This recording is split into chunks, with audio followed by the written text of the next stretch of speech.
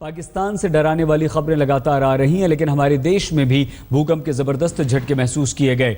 ये 4 तस्वीरें दिल्ली, लुधियाना, श्रीनगर और हिसार की सिर्फ हैं, लेकिन ये झटके लगभग 7 से ज़्यादा राज्यों में महसूस किए गए हैं। पूरा का पूरा उत्तर भारत आज दोपहर भूकंप के तेज झटकों से कांप उठा। झटके काफ़ी देर तक महसूस किए गए। 7.7 तीव्रता वाले इस भूकंप का केंद्र अफगानिस्तान के हिंदुकुश क्षेत्र में महसूस किया गया है। दिल्ली, उत्तर प्रदेश, उत्तराखंड, हिमाचल, पंजाब, जम्मू कश्मीर और पश्चिम बंगाल तक, हालांकि यहाँ तक कि असम तक ये झटके महसूस किए गए हैं। हालांकि राहत की बात यह है कि जानमाल के किसी नुकसान की फिलहाल कोई खबर नहीं है। प्रधानमंत्री नरेंद्र मोदी ने ट्वीट कर भूकंप से प्रभावित लोगों की मदद के लिए सरकार की तैयारियों के बारे में कहा है। उन्होंने कहा है कि सरकार पूरी तरह से तैयार है और न सिर्फ हमारे देश में बल्कि पाकिस्तान और अफगानिस्तान के लोगों की मदद के लिए भी हम तैयार हैं।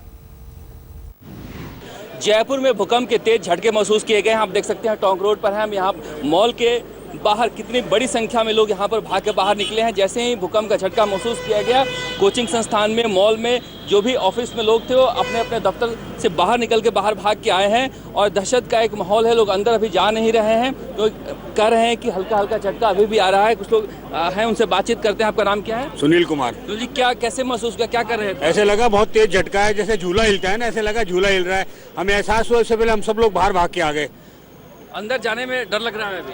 बहुत ज़्यादा डर लग रहा है। जिस तरीके से भूकंप के झटके महसूस किए गए हैं, ऐसा लगता है रिक्टर स्केल पे बहुत ज़्यादा तीव्रता से आया गया है भूकंप ये, और इसलिए सारे लोग आप देख रहे होंगे बिल्डिंग के बाहर इकट्ठा हैं। बच्चे थे, सारी क्लासेस चल रही थी, इसलिए बच्चों को बहुत जल्दी बाहर निकाला गया। गार्ड है क्या? भूकंप के झटका आया तो सभी लोग बाहर भाग गया? बिल्कुल सर, बहुत तेज झटका आया। लाइटें वगैरह हिलने लग गई, टेबल कुर्सियाँ हिलने लग गई, तो हम लोग सब बाहर की तरफ भागे सर। आप देख सकते हैं किस तरह से यहाँ पर दहशत का माहौल है। जो लोग हैं यहाँ पर सभी के सभी मॉल के बाहर खड़े हैं। यही कमोवेश पूरा नज़ारा है रोड पे, जहाँ तक आपकी नज़र जाएगी। लोग सड़क किनारे आप देख सकते हैं, लोग खड़े हैं अपने अपने घरों से बाहर निकल के, ऑफिस से, दुकान से, मकान से, कोचिंग क्लासेस से, सब बाहर निकल के खड़े हैं। और कमोवेश पूरे राजस्थान का यही माहौल है। श्रीगंगानगर, बीकानेर, डूंगरपुर, हर इलाके से ऐसी खबर आ रही है कि सभी जगह पर भूकंप के झटके महसूस किए गए हैं। हालांकि अभी जान माल की कोई खबर नुकसान की नहीं आई है, लेकिन भूकंप का झटका काफ़ी तेज था और लोग अभी भी दहशत में हैं और अंदर नहीं जा रहे हैं, सड़क पर इंतजार कर रहे हैं। कैमरामैन निखिल शर्मा के साथ शरद कुमार, जयपुर, आज तक। बार बार भूकंप आते हैं, ज़बरदस्त नुकसान होता है, हम चर्चा करते हैं, लेकिन ये एक सत्य है कि भूकंप तो आएंगे ही, उन्हें हम रोक नहीं सकते, लेकिन उनसे बचाव कैसे किया जा सकता है। 3 एक्सपर्ट्स इस वक्त हमारे साथ मौजूद हैं। हमारे साथ प्रोफेसर गौहर हैं, बहुत धन्यवाद गौहर साहब। हमारे साथ सिद्धार्थ जी हैं, के सिद्धार्थ, धन्यवाद सर, और अरुणवाल जी हैं, धन्यवाद। आपसे शुरुआत करते हैं। ये जो भूकंप आया 7.7 और पाकिस्तान में 8.1 बताया गया, क्या पहले से हमें अंदाज़ा नहीं हो सकता गौहर साहब? नहीं, देखिए, जो टेक्टोनिक अर्थक्वेक है उसको कभी भी प्रेडिक्ट नहीं किया जा सकता, तो प्रेडिक्शन तो रूल्ड आउट कर दीजिए, ये तो पॉसिबल नहीं है जी। जहाँ तक तीव्रता की बात है, तो तीव्रता जो 7.7 आप बता रहे हैं वो सबसे एक्यूरेट इंस्ट्रूमेंट USGS का है, जो 7.5 बता रहे हैं, और जो आप 190 किलोमीटर कह रहे हैं डेप्थ है, फोकस है, वो 189 किलोमीटर है। ये डीप सीटेड अर्थक्वेक है जी, और इससे बहुत ज़्यादा नुकसान के चांसेस नहीं हैं। अर्थक्वेक जितना शैलो होगा, यानी अगर 50 किलोमीटर रेंज के अंदर हो फोकस, तब नुकसान होता है, क्योंकि रेडियस ऑफ कर्वेचर उसमें कम हो जाता है। और इसमें जैसे जैसे डीप सीटेड होगा, रेडियस ऑफ कर्वेचर बढ़ेगा और नुकसान के चांसेस कम हैं। ठीक है जी। सिद्धार्थ जी, पहले भी आपसे चर्चा हुई और ये निष्कर्ष निकला था, आप ही ने हमें बताया था कि आप रोक नहीं सकते हैं, आप अपनी हिफाजत कर सकते हैं, आप कैसे सुरक्षित रहें, किस तरह की बिल्डिंग्स बनाएं, उन सब चीज़ों पर बात कर सकते हैं। लेकिन ये भूकंप लगातार आते रहते हैं। आपको लगता है कि 7.7 तीव्रता वाला ये जो भूकंप था, हम इस लायक हैं? इससे ख़तरा कितना हो सकता है? हमने जो पढ़ा उसमें यह है कि बिल्डिंग्स हिल सकती हैं, दरारें आ सकती हैं, ज़मीन के नीचे पाइप फट सकते हैं। तो अगर ये भूकंप इस तीव्रता वाला आता है और अगर हम जानमाल के नुकसान को बचा पाते हैं, तो क्या ये ठीक है? क्या ठीक है? मतलब ठीक है, भूकंप तो आएगा, ये सब विदित है, सत्य है। हाँ बिल्कुल। तो अगर इस तीव्रता वाला, इस तीव्रता के भूकंप से भी अगर हम अपने आप को बचा पाते हैं, बचा पाए हैं, या अभी भी हम पर खतरा है, हमें कुछ और करने की जरूरत है? ये भूकंप अकबर के समय भी आए होंगे, अशोक के समय भी आए होंगे। नुकसान में क्या फर्क है सर? नुकसान में फर्क है कि जनसंख्या का घनत्व बहुत बढ़ गया है। नुकसान का फर्क है कि पहले लोग प्रकृति का आदर करते थे, अब नहीं करते हैं। नुकसान का ये फर्क है कि अब ऐसी इमारतें बनाई जा रही हैं जो अर्थक्वेक रेजिस्टेंट नहीं हैं, लेकिन तब भी लोग रह रहे हैं।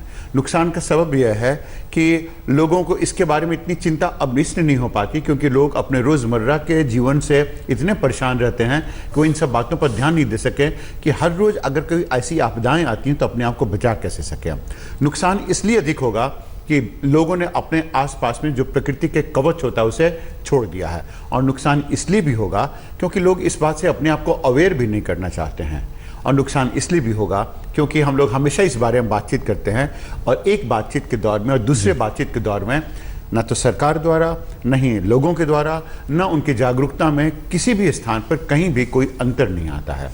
जहाँ बातचीत पहले होती थी वहाँ पर अभी भी होती है। रुनवाल सर, हम आपसे ज़रूर आपकी प्रतिक्रिया लेंगे, बातचीत करेंगे, लेकिन बड़ी खबर इस वक्त और आ रही है। पाकिस्तान में मौत का जो आंकड़ा है वो लगातार बढ़ता जा रहा है। आपसे कुछ देर पहले हमने आपको 28 बताया था, लेकिन जो खबर आ रही है वो 38 लोगों की मौत की खबर इस वक्त आ रही है। यानी कि पाकिस्तान में मौत का आंकड़ा लगातार बढ़ता जा रहा है। रुनवाल सर, हम आपसे पूछेंगे इस बारे में, लेकिन उससे पहले ये बता दें अपने दर्शकों को, दिल्ली की सबसे ऊंची इमारत एमसीडी के हेडक्वार्टर सिविक सेंटर में भूकंप के दौरान मौजूद थे हमारे संवाददाता रवीश पाल सिंह। उस वक्त का हाल बता रहे हैं। दिल्ली में भूकंप के तेज झटके महसूस किए गए हैं, और इस वक्त दिल्ली की सबसे ऊंची इमारत सिविक सेंटर में भी हड़कंप की स्थिति बन गई है। आप देख सकते हैं ये वो 28 मंजिला इमारत है, दिल्ली की सबसे ऊंची इमारत, और ये दिल्ली नगर निगम का मुख्यालय भी है। और ऐसे में जब भूकंप के झटके आए तो तमाम जो नेता हैं, साथ ही में जो कर्मचारी अधिकारी, सब जो इस वक्त आप देख सकते हैं सिविक सेंटर के सामने की ये जो खुली जगह है वहाँ पर आ गए हैं। और आपको बता दें कि झटके जो है वो काफ़ी देर तक महसूस किए गए हैं, और उसके बाद तमाम लोग जो हैं निकल करके सिविक सेंटर से बाहर आए। इस वक्त हमारे साथ उत्तरी एमसीडी में नेता सदन योगेंद्र चंदोलिया जी मौजूद है। योगेंद्र जी, झटके आपने भी महसूस किए? हाँ, मैं ऊपर अपने ऑफिस में बैठा हुआ था, सेकंड फ्लोर पर। काफ़ी लोग बैठे थे मेरे पास, हमारे एससी बिल्डिंग बैठे, तो अचानक जो झटके महसूस हुए, तो वैसे तो बिल्डिंग हमारी सुरक्षित है, इसमें कोई दो राय, जो जितने मापदंड इसमें होने चाहिए वो सारे नगर निगम ने किए हैं, लेकिन इसके बावजूद काफ़ी देर तक बिल्डिंग हिली, काफ़ी देर तक दिल्ली हिली है। और मुझे लगता है कि जहाँ भी ये इसका केंद्र होगा वहाँ नुकसान ज़्यादा हुआ होगा। इस बिल्डिंग में लगातार हिलने के बाद अलग अलग लोगों की बातें, कोई कह रहा है 1.5 मिनट, कोई 2 मिनट, लेकिन मैं मानता हूँ कि जब मैं सीढ़ियों से उतर रहा था। जबरदस्त भूकंप, रुनवाल सर कैसे बचे? देखिए, भूकंप के जैसे गौर साहब ने फरमाया, ये तो बड़ी प्रकृति की एक मेहरबानी समझिए कि ये भूकंप गहरा था, और नहीं तो 7.5 भूकंप में बहुत विनाश होएगा, बहुत ज़्यादा होएगा। ये इतना गहरा था, इसकी वजह से बच गए, और इस बार बच गए सच में। अगर ये पिछली बार भी आपने कहा था कि तो सुधर जाएगी, ये अगर शैलो होता या कम गहराई का भूकंप होता तो 7.5 में बहुत तबाही। सर, आपको रोकना पड़ेगा। एक और बड़ी खबर इस वक्त यहाँ पर आ रही है। लगातार मौत का आंकड़ा पाकिस्तान में बढ़ता जा रहा है, और 42 लोगों की मौत की खबर इस भूकंप से। हमारे तीनों एक्सपर्ट सबसे कुछ देर बाद हमारे साथ होंगे। फिलहाल हम रुक रहे हैं कुछ देर के लिए। आप बने रहिए, देखते रहिए आज तक।